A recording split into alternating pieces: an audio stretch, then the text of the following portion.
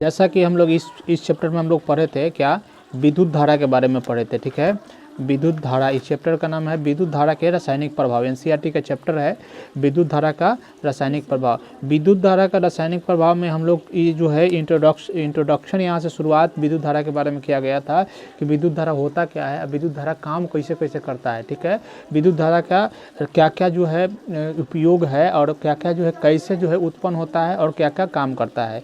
जब विद्युत धारा किसी परिपथ से परिचालित होता है, मतलब चल जाता है ना, परिवहित होता है, तो वो उसमें किस प्रकार के जो है प्रभाव हम लोगों को देखने के लिए मिलता है। ठीक है, तो तुम लोग देखा था तुम लोग कि विद्युत धारा का रासायनिक प्रभाव के साथ साथ जैसे कि चुंबकीय प्रभाव, जब विद्युत धारा किसी परिपथ से गुजरता है तो उसके आसपास किस प्रकार का चुंबकीय क्षेत्र उत्पन्न हो जाता है। चुंबकीय क्षेत्र उत्पन्न के मतलब कि उसके आसपास में किसी प्रकार का कोई चीज़ जो आएगा तो उसको क्या करता है, अपने तरफ खींचने का प्रयास करता है, तो वो चुंबकीय प्रभाव होता है। ठीक है, बात समझ में आया। उसी तरह से रासायनिक प्रभाव भी है ना। रासायनिक प्रभाव किस तरीका का होगा उसके बारे में हम लोग भी देखेंगे। विद्युत धारा का रासायनिक प्रभाव, इसमें हम लोगों ने देखा था कि इलेक्ट्रॉन लेकर, है ना, इलेक्ट्रॉन लेकर जल से विद्युत धारा प्रवाहित किया गया था।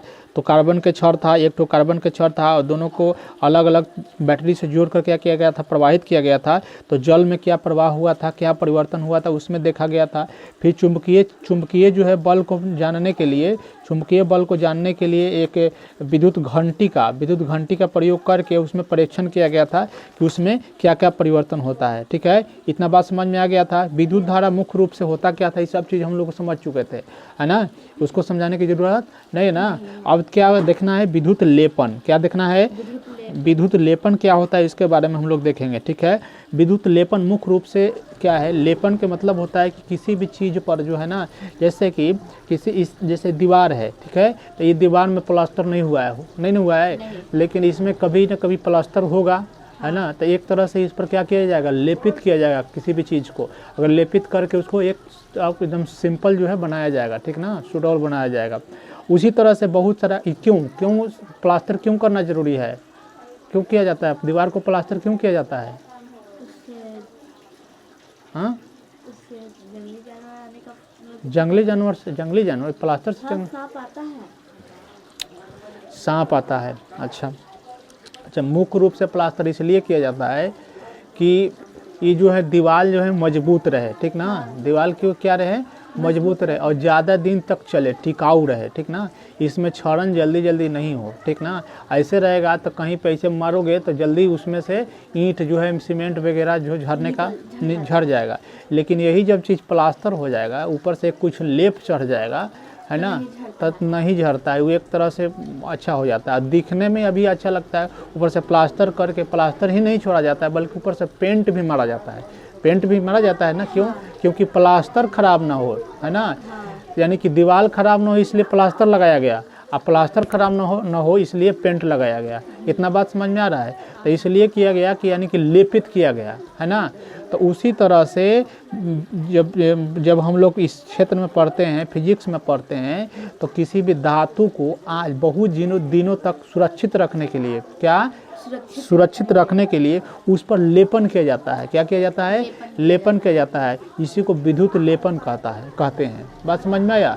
यानी कि धातु को अधिक दिनों तक चमकदार परत, है ना, चमकदार और सुरक्षित और स्ट्रॉन्ग मजबूत रखने के लिए एक प्रकार का उस पर परत चढ़ाया जाता है, उसी को विद्युत लेपन कहते हैं। अब विद्युत लेपन में किस चीज़ का परत चढ़ता है उसका हम लोग चैप्टर में आगे पढ़ेंगे। इतना बात मोटा मोटी समझ में आ गया कि विद्युत लेपन होता क्या है, इतना समझ में आ गया ना। अभी इसमें हम लोग देखेंगे कि विद्युत लेपन होता कैसे है, कैसे इसको चढ़ाया जाता है, इसके बारे में हम लोग देखेंगे।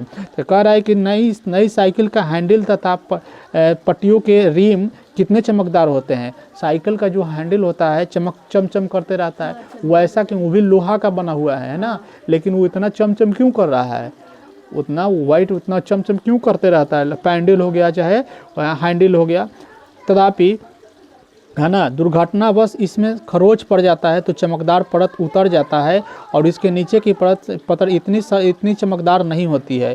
आपने कुछ महिलाओं को ऐसे आभूषण पहने हुए भी देखा होगा जो देखने में सोने की प्रतीत होता है, तदपि लगातार उपयोग से इनकी सोने की परत उतर जाती है और नीचे की चांदी या किसी अन्य धातु की सतह दिखाई देने लगती है। कहने का मतलब ये हुआ कि साइकिल का जो रिम होता है या पटरी होता है बहुत चमकदार होता है। क्यों चमकदार होता है? क्योंकि उस पर एक प्रकार का परत चढ़ा हुआ रहता है, इसलिए वह चमकदार होता है। उसके अलावा महिलाएं जो सोने चांदी का जो गहना पहनती है, सोना तो खैर चमकता है, लेकिन सोने का अलावा कुछ कुछ जो है बाज़ार में मिलता है, रोल्ड गोल्ड मिलता है या चांदी के ही आभूषण पर, मतलब सोना गहने पर दूसरा चीज़ का पानी चढ़ा दिया जाता है। लोग आदमी बोलता है कि पानी चढ़ाना, ठीक ना, तो उस पर पानी नहीं, वो वही चीज़ परत चढ़ाना होता है। क्या होता है? परत, उस पर परत चढ़ा दिया गया है। तो विद्युत का जो साइकिल का जो हैंडल तुमको देखते हो कितना चमचम रहता है। चाहे उसको छोड़ो ना, घर में जो धातु के जो बहुत सारा स्टेनलेस स्टील का जो बर्तन होता है उस पर भी एक तरह से उस पर परत चढ़ाया हुआ है। बात समझ में आया? नहीं तो मुख्य रूप से लोहा कैसा है, देखो तो घर बनता है, जो छड़ होता है वो कितना काला हो जाता है, सूखा ऐसे छोड़ देते हैं खुला में तो उस पर जंग लग के वो कितना काला हो जाता है ना। लेकिन वही जब लोहा नया नया खरीदा के आता है तो उस पर मोटा मोटी एगो देखोगे तो एक प्रकार का रंग चढ़ा रहता है ना, तो वही एक प्रकार का लेपन हो गया। तो उसी तरह से सोने चांदी की भी बात कर रहा है। जब महिलाएं जो गहना पहनती है तो कुछ दिनों के बाद क्या हो जाता है, उस गहने का जो है रंग जब झड़ जाता है तो गहना का रंग बदल जाता है। यानी कि कहने का मतलब ये हुआ कि उस गहने पर जो है एक प्रकार का लेप यानी विद्युत लेपित कर दिया गया था। बात इतना समझ में आया कि नहीं आया तुमको? इन दोनों ही परिस्थितियों में एक धातु के ऊपर दूसरी धातु की परत चढ़ी होती है। क्या आप जानते हैं कि एक धातु की सतह के ऊपर दूसरी धातु की परत किस प्रकार निक्षेपित कर दी जाती है? आइए इससे स्वयं करके देखते हैं, है ना। इसमें जो है किस प्रकार से एक धातु का जो परत है दूसरे परत पर कैसे चढ़ा जाता है, इसके बारे में इसमें कह रहा है कि देखते हैं। बात समझ में आया? इसमें जो है कुछ चीज़ें इसमें दिया हुआ है कि विद्युत लेपन दर्शाता सरल इसमें जैसे कि देखो यहाँ पे क्या लिया, इसमें देखो तांबे की प्लेट, क्या चीज़ का प्लेट लिया हुआ है?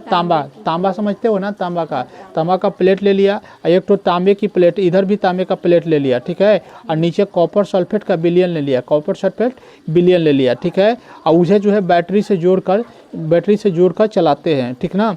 आगे देखिए कॉपर सल्फेट तथा 10 मिली साइज के तांबे की प्लेट लीजिए, किसी स्वच्छ तथा सूखे बीकर में 25 मिली अशुद्ध जल लॉन्च कीजिए, ठीक है। कहने का मुख्य मतलब ये है ना, कहने का यहाँ पे ये जो यहाँ पे प्रयोग किए हुए हैं कि कॉपर सल्फेट का विलयन होता है। जैसे बैटरी तुम देखे हो ना, बैटरी में क्या होता है, एक प्रकार का होता है ना तेजाब जिसको बोलते हैं, हाँ तेजाब देखते हो ना, तो उसी तरह जैसे कैसे रासायनिक विलयन है, उसी तरह से कॉपर सल्फेट भी एक प्रकार का रासायनिक विलयन है। वो चीज़ नहीं है, वो दूसरा चीज़ है, ये दूसरा चीज़ है, ठीक है।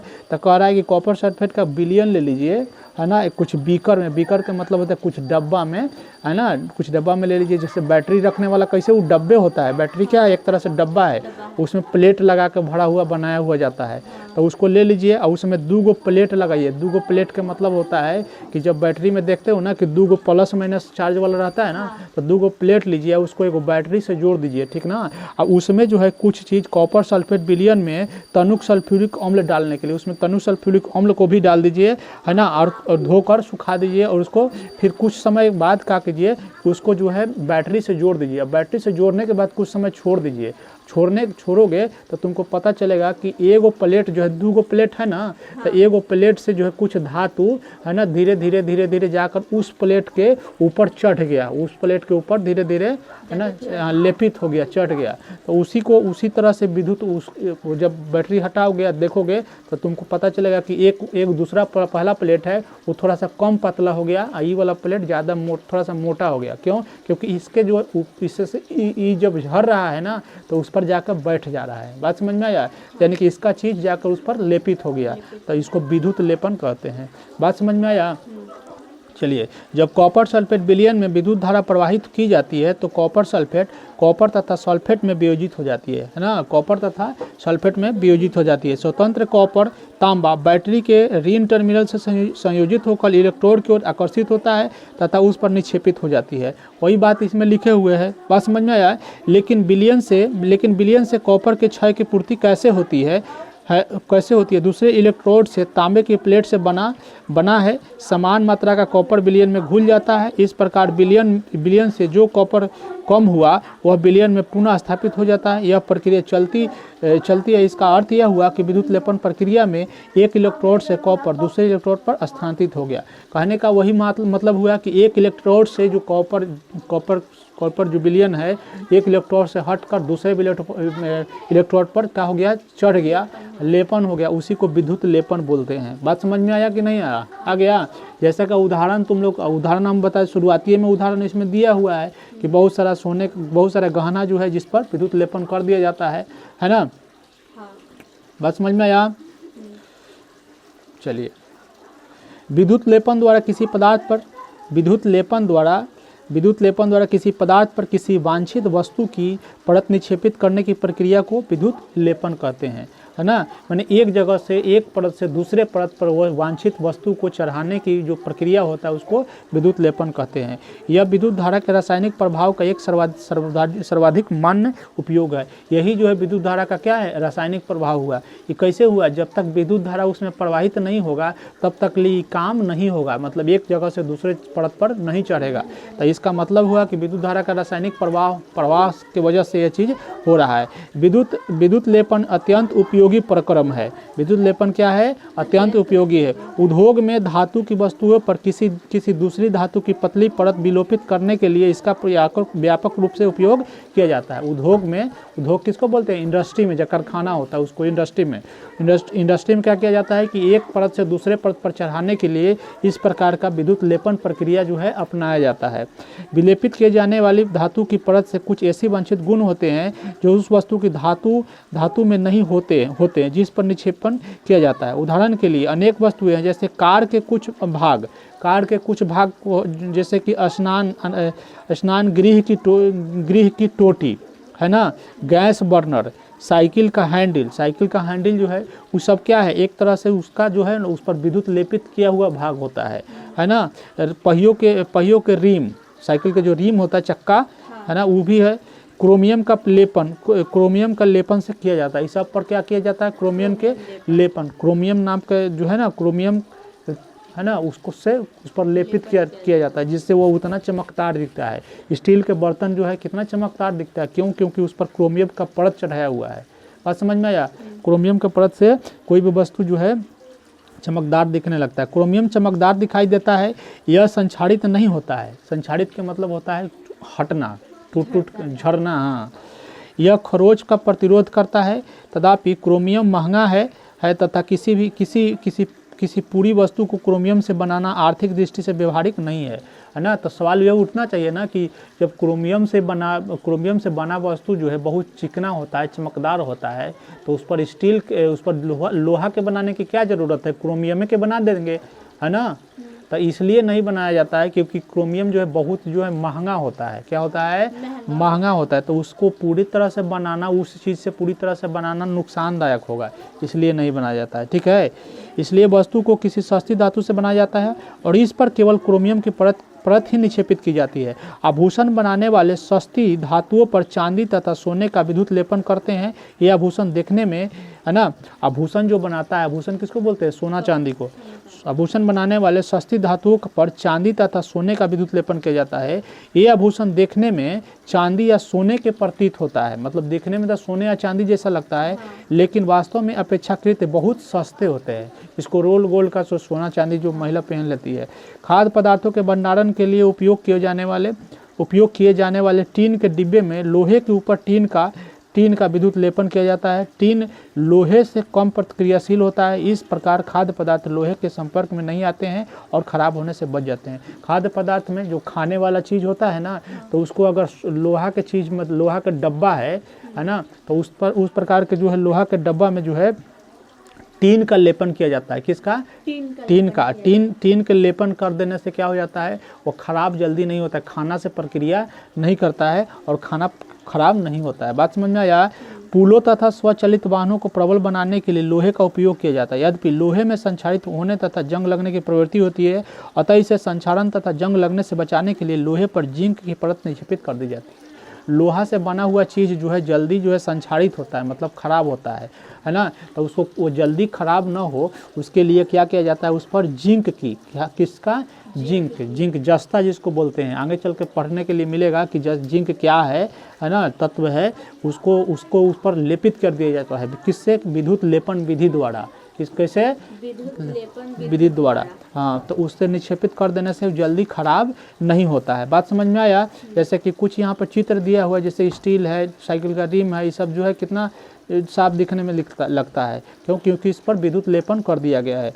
विद्युत लेपन कारखानों में उपयोग किए जा चुके बिलियनों का निपटारा किया जाना भी एक मुख्य समस्या है। यह एक प्रदूषणकारी अपशिष्ट है तथा पर्यावरण संरक्षण के लिए इस प्रकार के प्रदूषकों के निपटारे के लिए विशिष्ट दिशा निर्देश दिए गए हैं, है ना। कहने का मुख्य रूप से है कि विद्युत लेपन जो है क्या है, एक प्रकार के विद्युत रासायनिक प्रक्रिया है ना, जिससे जो है जिसके माध्यम से किसी दूसरे धातु के परत को चढ़ाया जाता है ना। क्यों चढ़ाया जाता है? क्योंकि उसके जो है संक्षारण कम हो, चाहे अभिक्रिया जल्दी न करे, ठीक है, इसके लिए उसको प्रयोग किया जाता है। बात इतना तक समझ में आ गया? चलिए, ये चैप्टर खत्म हुआ।